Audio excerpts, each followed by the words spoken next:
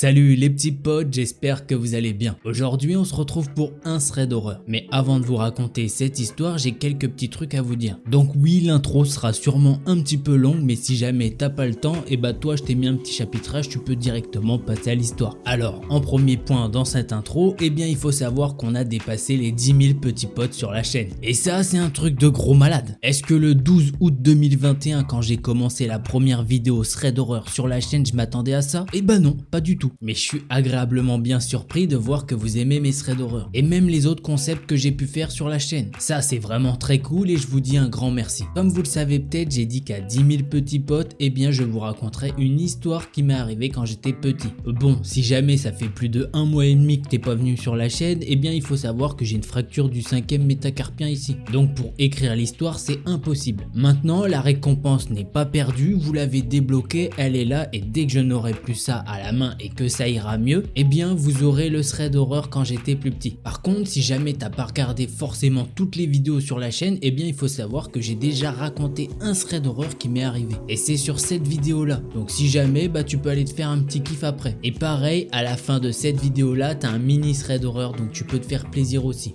Du coup, j'espère que vous m'en voudrez pas trop. Par contre, j'ai une bonne nouvelle pour vous. Si tout va bien dans le meilleur des mondes, eh bien il y a 4 vidéos planifiées pour cette semaine. La vidéo d'hier que vous avez peut-être pas encore vue, celle-ci qui sort le mardi, et de ce qui est prévu, il y a une vidéo jeudi, vendredi. Comme je dis, c'est ce qui est initialement prévu parce qu'avec ça, franchement, je te jure, c'est une vraie galère. Mais ne vous inquiétez pas, en termes de ressenti, ça va plutôt bien. Et bah, je pense qu'on a fait le tour pour cette intro, on va maintenant passer à l'histoire. Mais avant ça, si jamais tu veux soutenir, un petit pouce bleu, ça fait pas de mal. Et pareil, si tu veux t'abonner en cliquant sur le bouton rouge, je te jure, normalement, tu devrais ressentir aucune séquelle. Vas-y, tente. Tu vois, ça fait même un petit peu plaisir. Ouais, allez. Prends ton meilleur chocolat chaud et installe-toi confortablement.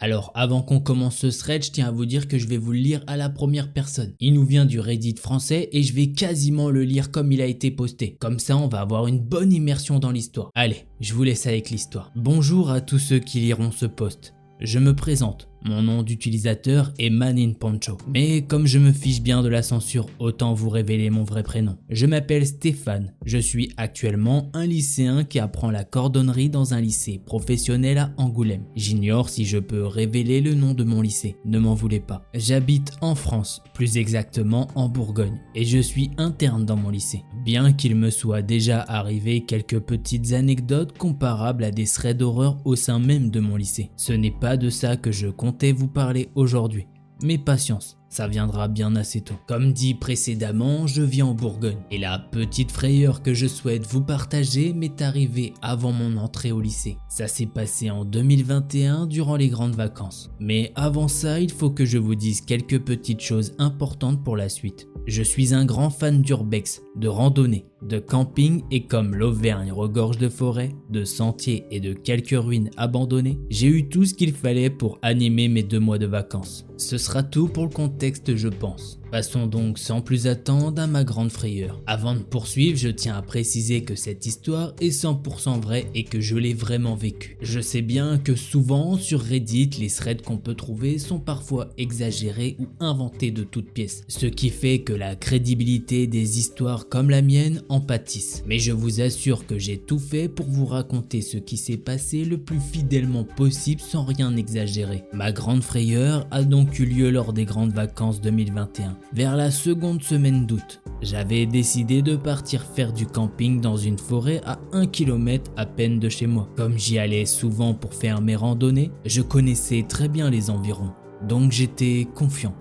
Peut-être un petit peu trop. Qui plus est, j'étais parti seul pour mon excursion. Mon père travaillait tandis que ma mère et ma sœur passaient le week-end chez une amie. PS, j'ai 18 ans et je suis quelqu'un de responsable. Donc aux yeux de la loi et de ma famille, ça ne pose aucun problème. Je préfère préciser. Mon matériel pour mes 4 jours de camping et randonnée était donc ma tente de randonnée Wannabe, mon sac de rando avec tout le matériel, Vêtements, filtre à eau, sac de couchage et suffisamment d'eau et de nourriture pour mes 4 jours de retour à la Terre. Mon téléphone portable et mes batteries de rechange. Oui, il est vrai, j'utilise encore un de ces vieux téléphones à clapet avec batterie interchangeable. Ne vous moquez pas s'il vous plaît. Mon matériel habituel de dessin, carnet de croquis, fusain, feutre à alcool. Puisque oui, j'adore reproduire des paysages sur papier. Et pour terminer mon inventaire, je pense qu'il est nécessaire de vous parler de mes outils illégaux, à savoir une mini hache multifonction. Calmez-vous, dans les commentaires, je ne course pas les gens avec. Mais sa fonction pioche est très utile pour grimper aux arbres quand on se fait courser par un sanglier. Oui, ce cas de figure m'est déjà arrivé une fois. J'ai aussi un couteau de chasse format Bowie. Et en plus de ça, j'ai un assortiment de 10 couteaux de lancer. Je tenais à préciser que les derniers outils cités sont illégaux, car ils sont prohibés par la loi. Mais néanmoins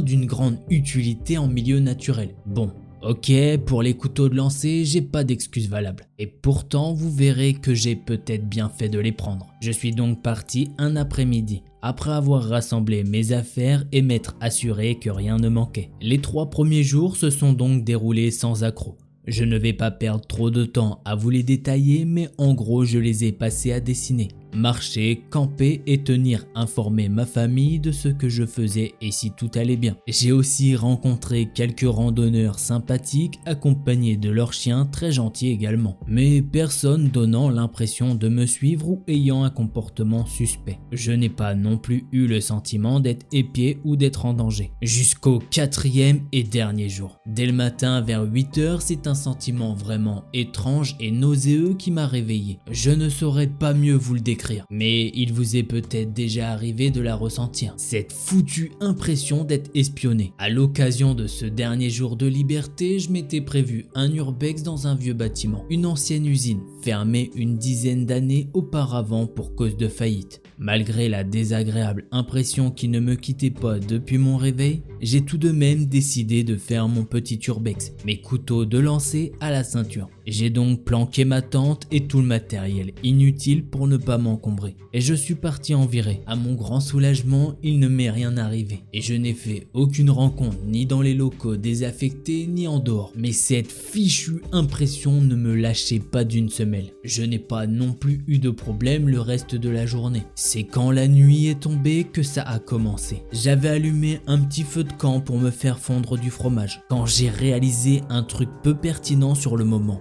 mais qui prend toute son importance plus tard. Je campais en plein cœur d'un bois et je n'entendais pas un seul chant d'oiseau nocturne alors que les soirs précédents, il m'empêchait presque de dormir. J'ai essayé de relativiser en me disant que ces maudits piafs s'étaient enfin habitués à ma présence et qu'ils avaient décidé de me foutre la paix pour la dernière nuit. Mais je n'étais pas serein car cette absence totale de bruit ne me paraissait pas normale. Du coup, avant de me coucher, j'ai décidé de clôturer mon campement avec un piège très simple à mettre en place. Je me suis servi des arbres qui se trouvaient tout autour de mon camp pour tendre du fil de pêche, ainsi que des vieux trucs métalliques du style boîte de conserve. Enfin bref, une sorte d'alarme rudimentaire qui m'aurait averti si quelqu'un s'était pris les pieds dans les fils. Et ça a bien fonctionné. Dans la nuit, vers 23 h 30, alors que je commençais tout juste à somnoler, les tintements métalliques de l'alarme m'ont réveillé. Je me suis aussitôt redressé dans ma tente, ma mini hache dans une main et mon couteau de chasse dans l'autre, fin prêt à m'en servir. Honnêtement, je crois que je n'ai même pas été surpris de recevoir cette visite nocturne, car ce sentiment de trac ne s'était pas dissipé de toute la soirée. J'ai fait de mon mieux pour calmer ma respiration saccadée par la peur et l'adrénaline, et j'ai tendu l'oreille. Je pouvais entendre des bruits de pas, discrets mais rapides, comme s'ils étaient loin. Au bout d'une bonne minute, les bruits ne partaient pas. Et j'ai décidé de sortir de ma tente pour voir ce qu'il en était, mes armes toujours en main. Au moment où je suis sorti de ma tente, quelque chose m'a bousculé, me faisant lâcher mon couteau de chasse en arrière. Je n'ai pas perdu de temps à me relever et je me suis mis à brasser l'air furieusement avec ma hache. Je me fichais de savoir qui se cachait dans la pénombre, de savoir si c'était un mauvais blagueur ou un stalker avec des intentions malsaines. Et je me fichais encore plus de les blesser. Je voulais juste qu'ils dégagent et qu'il me laisse dormir, bien que j'aurais eu sûrement du mal à me rendormir maintenant que j'avais la confirmation d'avoir été suivi. Mais rien n'y faisait. Les menaces que je hurlais à plein poumon ne semblaient pas décourager mon visiteur mystère, qui se contentait de courir tout autour du camp sans rien me répondre. Le truc qui m'a le plus interpellé, ce n'est pas la vitesse à laquelle il se déplaçait, mais surtout la discrétion dont il faisait preuve. Il m'a frôlé à plusieurs reprises sans que je ne puisse réagir, puisque je le pensais encore loin. Soit ce visiteur était surentraîné, soit ce qui m'agressait n'était pas humain. Pourtant, j'avais beau m'époumoner, ça ne le rendait pas plus agressif, ni plus craintif. Il n'y avait que la faible lueur de la demi-lune pour m'éclairer cette nuit-là. Mais comme le ciel était dépourvu de nuages et que les rayons filtraient bien à travers les maigres feuillages des arbres, c'était bien suffisant. Ce petit manège a ainsi duré presque 2 heures. Les 2 heures les plus longues de ma vie. Pas une fois mon agresseur n'a montré le moindre signe de fatigue alors qu'il ne s'était pas arrêté de courir, me confortant dans l'idée que ce n'était clairement pas humain. Mais moi je l'étais bel et bien un humain, et me fatiguant à brasser l'air avec ma lourde hache. Je l'ai laissé pour me rabattre sur mes couteaux de lancer. Malheureusement, je n'ai pas atteint une fois l'ombre bien trop rapide et agile, puis sans prévenir, exactement comme cette chose est venue.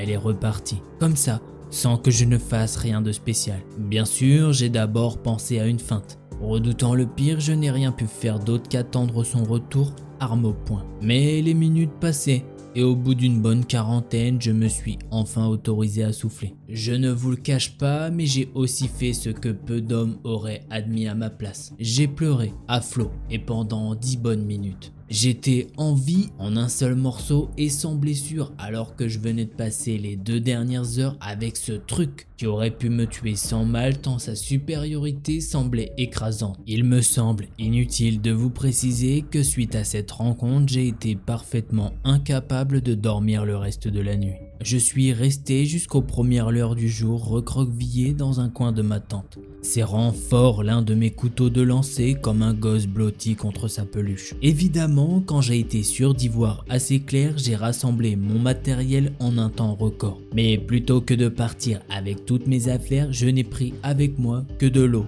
mon portable, mon couteau de chasse. J'ai caché tout le reste sous un amas de branches, me disant que je reviendrais prendre le reste avec mon père. Et j'ai continué à m'enfuir à toutes jambes. Mais je n'étais pas du tout au bout de mes surprises, car à moins de 100 mètres de là où j'avais campé, j'ai vu un truc qui m'a glacé le sang. Il y avait face à moi un masque à gage accroché à un arbre par l'un de mes couteaux de lancer. Au-delà du fait qu'une chose pareille n'avait rien à faire en pleine forêt, celui-ci tout particulièrement n'aurait jamais dû être là, puisqu'il était à moi. Il faut savoir qu'en plus d'être un adorateur du camping solo ou en groupe et un malade d'urbex, je suis aussi cosplayer à mes heures perdues. Ce masque à gaz était l'une des pièces de mon meilleur costume. Rien que pour le masque, j'avais passé une bonne heure à le customiser avec des pointes, de la peinture et du faux sang. C'est dire à quel point j'y tenais. Et surtout, je n'emmenais jamais avec moi mes déguisements. Je les conserve tous dans une armoire de ma chambre qui leur est réservée. Quand j'ai voulu arracher le couteau planté en plein centre du masque, un papier est tombé au sol. Il y était griffonné à la va-vite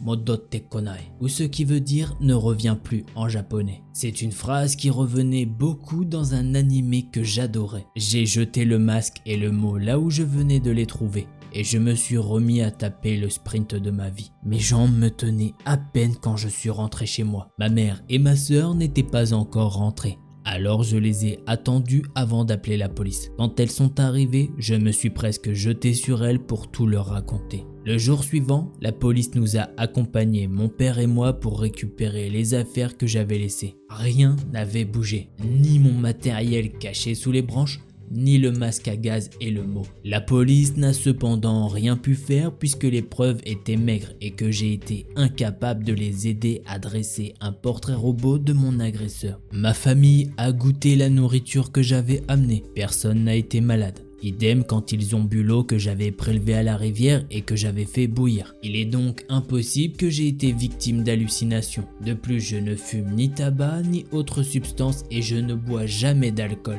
Bref, cela va bientôt faire 1 an et plus jamais je n'ai aperçu cette chose. La police n'a pas pu avancer dans l'enquête étant donné le cruel manque d'informations au sujet de l'incident. Il m'a fallu un bon mois pour arrêter de faire des cauchemars et des terreurs nocturnes à répétition. Mais je me suis remis finalement de cette rencontre traumatisante. Bien que je n'ai pu apporter la moindre preuve des événements de cette nuit, ma famille n'a pas remis en question mon témoignage et ils ont fait de leur mieux pour me soutenir. Je ne suis plus jamais retourné dans cette forêt maudite, que ce soit pour y camper ou me promener, puisque ma présence n'y semblait absolument pas souhaitée. J'ai continué à faire de l'urbex et du camping, mais toujours accompagné d'un membre de ma famille ou d'un ami proche, généralement au courant de l'histoire. Et voilà, c'est ainsi que se termine cette histoire. Alors de 1, moi j'ai vraiment bien kiffé raconter cette histoire. Et vous, j'espère que vous avez kiffé l'entendre, comme ça tout le monde est content. Alors Stéphane, qu'est-ce qu'il a rencontré? Comme il l'a dit, est-ce que c'est quelqu'un de surentraîné? Mais bon, le mec il fait des attaques pendant 2 heures et tout, sans jamais s'épuiser. Franchement, physiquement, même le gars le plus sportif, ça m'étonnerait. Si c'était un groupe d'individus, je pense qu'il aura entendu des bruits de part et autres. Maintenant, est-ce que c'est une créature ou quelque chose comme ça? J'en sais rien, moi je suis pas spécialiste. Mais si vous avez des petites théories, n'hésitez pas dans les commentaires, puisque je sais qu'il y a pas mal d'entre vous qui s'intéressent quand même pas mal à ce genre de choses. En tout cas, j'espère sincèrement que cette histoire vous a plu. Si c'est le cas, n'hésite pas à mettre ton meilleur pouce bleu de soutien, je te jure ça aide énormément la chaîne. Merci beaucoup à toi. Et si toi là t'étais pas abonné, c'est pas grave, tu peux te rattraper. Tu cliques sur le petit bouton rouge s'abonner, tu actives la cloche et hop, t'es pardonné. Non, en vrai je rigole, tu fais ce que tu veux, mais bon, je vais pas te mentir que ça fait plaisir. Je vous remercie encore pour les 10 000 petits potes et j'espère qu'on ira encore plus loin ensemble. Allez, en attendant la prochaine vidéo, portez-vous bien, tchuss les petits potes. Ah les petits gars, franchement c'est trop cool là, les 10 000 petits potes. Ah vous savez quoi, à 100 000 abonnés, c'est moi qui reprends la chaîne, on avait dit. I just want to play a game with you. Hey, don't you run away. Please stay. Stay with me. If you don't come play with me, then we will kill you.